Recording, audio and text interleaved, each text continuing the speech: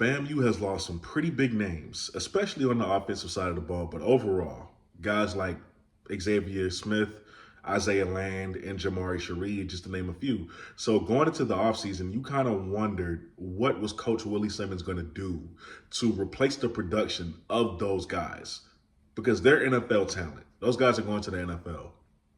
At least two of them are. And in this offseason, Coach Willie Simmons did just that. He replaced the guys that he needed to replace. So what we're going to do is we're going to break down this 2023 recruitment class. We're going to talk about it. Know that although he didn't get much commits, he got what he needed. He didn't even need to get a lot of commits because he brought a lot of talent back for what he's lost. So we're going to break down this 2023 recruitment class. And honestly, I think this group is impressive. So the first guy we're going to talk about is Jaquez Yan, probably the guy I'm most excited to see play on this list. Jaquez Yan is a 6'2", 230-pound running back from the University of Nebraska. Now, Jaquez Yan's story is that he started as a walk-on in 2020 for the University of Nebraska, made his way onto the team. The very next year in 2021, he earned a scholarship and had a breakout game versus Northwestern, where he had 127 yards rushing on 13 attempts. And he would go on to finish that 2021 season with 47 attempts, 294 yards, 1 touchdown, and he averaged 6.3 yards per carry. That's not bad for a guy who's just coming on the team, just earning a scholarship. Clearly, he made the most of his opportunity when he was called upon. So in 2022, you kind of expected him to have a bigger role since, they found out, this kid can play. And, that's why we gave him a scholarship. But that didn't happen. I don't know what happened the next year in 2022, but he only had 20 attempts, 56 yards rushing, 2 touchdowns, and of course his average dropped because of less carries to 2.8 yards per carry. So you don't know what happened between him and the University of Nebraska staff, but Jaquez Yan decided that he was going to enter the transfer portal with a couple years of eligibility left. And now he's at FAMU. And you look at this addition and you say this was well needed, because FAMU was last in rushing offense in the SWAC. Even though they weren't bad, they had over 1,000 yards on the ground, they were still last in the SWAC statistically as a rushing offense. After Jaquez Yan, we have Jamari Gassett. Now, Jamari Gassett is from Tampa, Florida. He is a 5'10", 171-pound wide receiver from the University of Buffalo, another transfer. Now, Jamari Gassett is one of those guys which was a magnificent signing by Coach Simmons, because you needed to replace Xavier Smith and you needed to replace Jamari Gassett. The thing about that is he doesn't just replace them. Nobody can be Xavier Smith, but he kind of resembles, right? Just because of the speed. You get the speed back with Jamari. Jamari was a speed wide receiver for Buffalo University who made an impact as a true freshman. So in his freshman year, he played in 12 games, started 8 of those games, and was third on the team in receiving with 20 catches, 270 yards, and a touchdown. And then he goes in his sophomore year, he plays in 10 games, only starts 3 of those 10 games for whatever reason, but still finishes third on the team again with 28 catches for 347 yards receiving and 2 touchdowns. So he was pretty consistent with being third on the team in receiving for the University of Buffalo. Ultimately, obviously, he decided to enter the transfer portal, had some offers, had a few offers as a matter of fact, and now he's on the way to FAMU. This is a great get. This is a great replacement. And he, as well as Jaquez, is going to come in and immediately be a boost for Jeremy Musa. Much needed weapon. After Jamari Gassett, we got Lavonte Somerset, a 5'10", 192-pound athlete from Fort Myers, Florida. Now, Lavonte is a decent kid, a very decent athlete. I believe he was a 3-star. If not, he should have been, because Lavonte Somerset is a true athlete in every sense of the word. Now, he totaled 3,441 yards in high school, in his high school career. 1,902 of those were rushing. 928 of those were receiving. 611 of those were passing yards. And 26 touchdowns is what he had altogether. On top of that, you take him to the defensive side of the ball. This kid had 171 total tackles as well as 8 interceptions in high school. He was the 179th best athlete in the country, and he was ranked 267th in Florida. Now, he had quite a few offers. Bethune-Cookman offered him. Boston College wanted him as well. Florida Atlantic threw him an offer. Even Georgia Tech vied for his services. So he could have been Power 5, to be honest with you, but instead he chose to be in Tallahassee, Florida, playing for FAMU. Lavonte Somerset is a name we'll be hearing in a couple of years. I don't know how soon he'll step on the field. It all depends on where Coach Simmons and the rest of that staff decides to put him. But whether it's on the offensive side of the ball or the defensive side of the ball, he's going to produce numbers. That's just what he does. It's what he's done throughout his entire high school career. So in a couple of years, I'm pretty sure we'll be hearing Lavonte Somerset's name. After Lavonte Somerset, we got Kelvin Dean Jr. Now, Kelvin Dean Jr. is a transfer running back from Florida Atlantic University.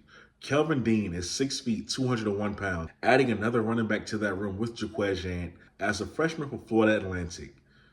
He made only a few appearances in 4 games before he redshirted, which is the amount of games you're allowed to play as a freshman without burning your red shirt. So he played all 4 games, didn't really do anything significant, but he did it. In his redshirt freshman year, he comes back, has 19 attempts for 44 yards on this season. And then in his redshirt sophomore year, he has 21 attempts, 131 yards, averages 6.3 yards per carry, and has 2 touchdowns on the year, the whole entire year. And then in 2022, I'm going to be honest with you, there wasn't much. There wasn't much production there.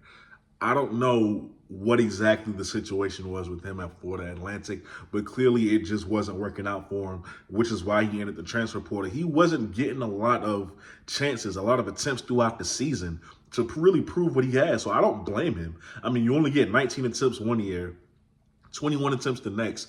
Maybe Florida Atlantic was just loaded at that position and he realized that he wasn't going to get the opportunity. So as grateful as he was for the opportunity with a scholarship, he decided that he needs to go show his talents elsewhere. And I think he'll do so at FAMU. So we'll see what happens with that running back room. And with all these skill position players, of course, you have to address the offensive line, which is why Coach Simmons went out and got an offensive lineman by the name of Ashton Grable, a 6'4", 312-pound transfer from Jacksonville State University.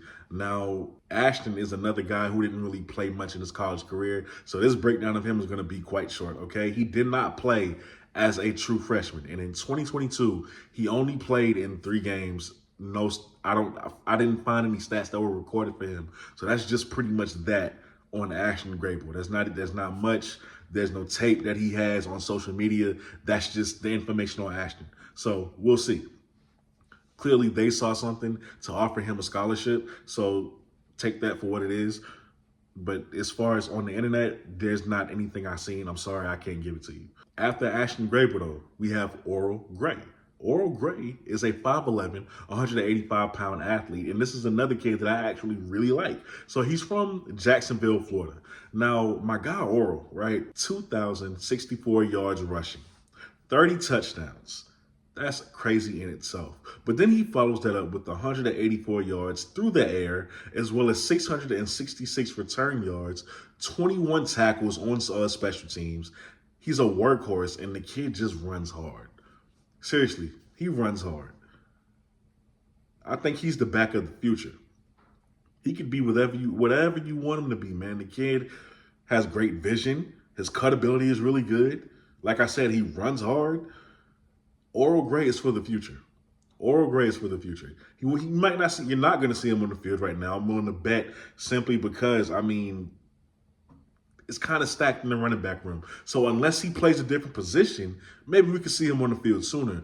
But if you're talking about freshman year, it's probably not going to happen on running back. But man, I do think he's the back of the future if they stick it out with him at running back. But Oral Gray is an athlete, so he plays multiple positions. Next, we got SRT. That's his nickname, but his name is Robert Lockhart III. Now, Robert Lockhart III is an interesting guy. One, because he was committed to Jackson State. He was committed to Jackson State, a 4-star receiver. He had a top 3 of Maryland, Colorado before Prime got there, and as well as another school that I don't remember, but it was Jackson State, who was the 3rd school, I believe. And he ended up choosing Jackson State because of Prime. We can be honest about that. And After Coach Prime announced that he was leaving, Lockhart decommits amongst a lot of kids. And then Coach Prime was not honoring a lot of those commitments. He chose FAMU, and I ultimately think that he is a perfect fit for FAMU anyway, if I'm being honest with you, because he fits the Rack Boy culture. Everything about his game fits Florida A&M. So ultimately, I think this is the best move for him. And it's not a downgrade to Colorado. It's not a downgrade to JSU. This dude is the perfect fit for FAMU. Also, I do have an interview with him on my channel, just in case you want to get to know more of what he's like. It's on my channel back when he committed to Jackson State, so you can go check that out, FAMU fans, if you want to. But ultimately, this kid runs a 4.3. He's a home run hitter. And like I said, he's just a part of Rack Boy culture. He fits the offense very well. Every time he catches the ball, especially on short routes, he's looking to take it to the house. He's not going down. And ultimately, he does. He's going to rack up a few yards with him when he catches the football. So you really got a home run threat with SRT. And last but not least, you have a kicker, a 5-star kicker in Michael Smith. Now, when you hear that 5-star ranking, I don't get too happy. Be happy because he's a great kicker, but it's not, the ratings for kickers in regular positions are not the same, just in case you didn't know. So a 5-star kicker is good, but they go all the way up, like to 7 stars or something crazy like that. So Michael Smith was a 5-star kicker. 5'11", 160 pounds. He's from Tallahassee, Florida. And there it is. I imagine y'all don't want to hear much about a kicker, so I'm going to keep that really short. But you guys don't have a lot of commits this year, but you addressed what you need. You didn't need a huge class. You addressed what you needed, and you guys are good to go. This is a good bunch. This is a really good bunch. The defensive side is probably even better, to be honest with you. So when I get started on that, I'll let you guys know, and I'll let you know when that video is going to be dropping. But for now, you have the offensive side of the ball. So there you have it. With that being said, you are watching the BlitzCity Podcast. I'm your host, Kobe Orr, and I'm out. Peace.